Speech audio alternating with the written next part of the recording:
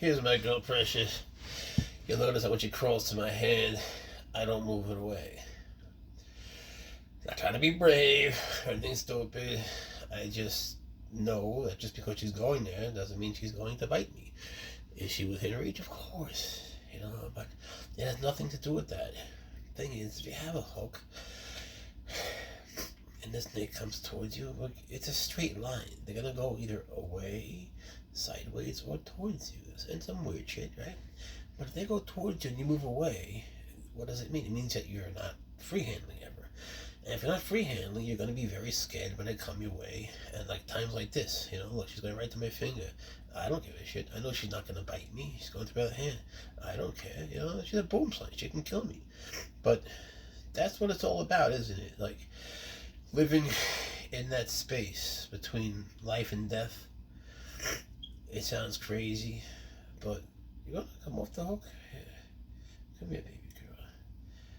But maybe that's a bigger thing than we realize, maybe, because I lost, thinking all these things, because I lost Speckles, my beautiful spectacled cobra, yesterday, and man, I just don't give a fuck right now about anything, to be honest, just, people think that a snake is dangerous because they're toxic. Oh, no.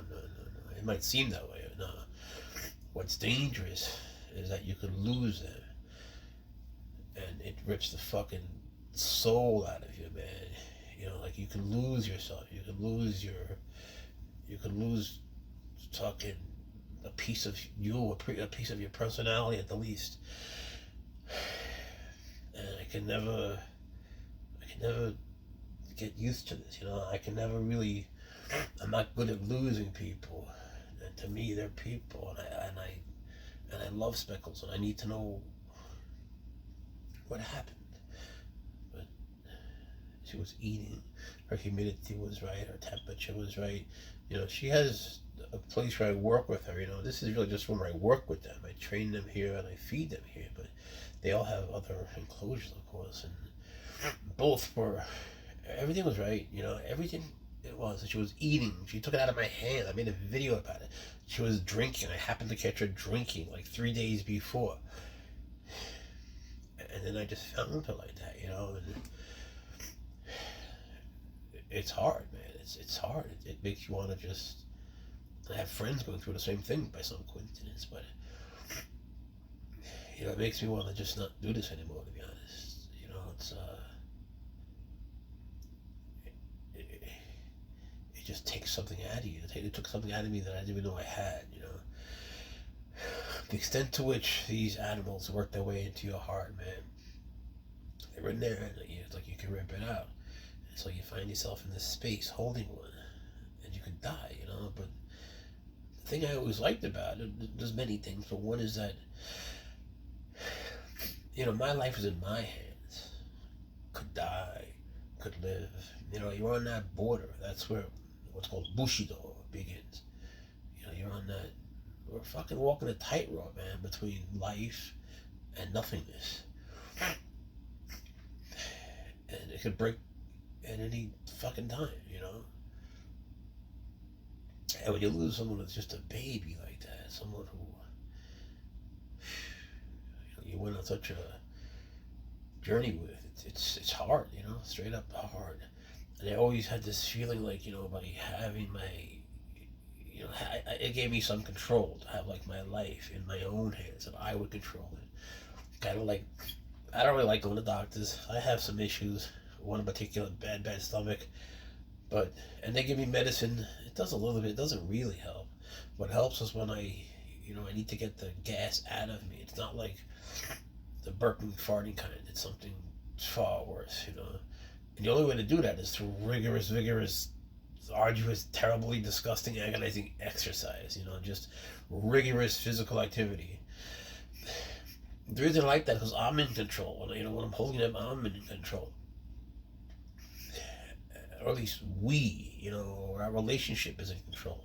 But then you get a situation like this where, there's no control whatsoever. And, I just want to see her. I want to be with her. It's like, it's hard to live when you lose someone like that, you know, very few people understand. If you're watching it, if you're watching this, you probably do understand, but don't think that the rest of the world does, because they don't.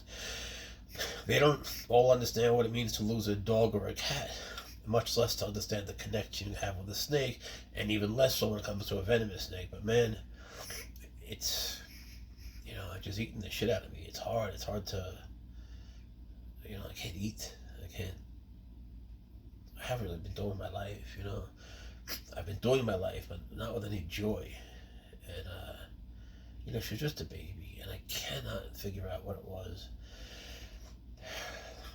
And people say weird shit. You know, like, out of 100 people, 99 say very nice, comforting, supportive things. There's always that one motherfucker, though, that's like, yeah, next time I'll give you some tips on how to raise juveniles. I'm like, yo, bitch, you're a juvenile to me. You gotta be kidding me, you know.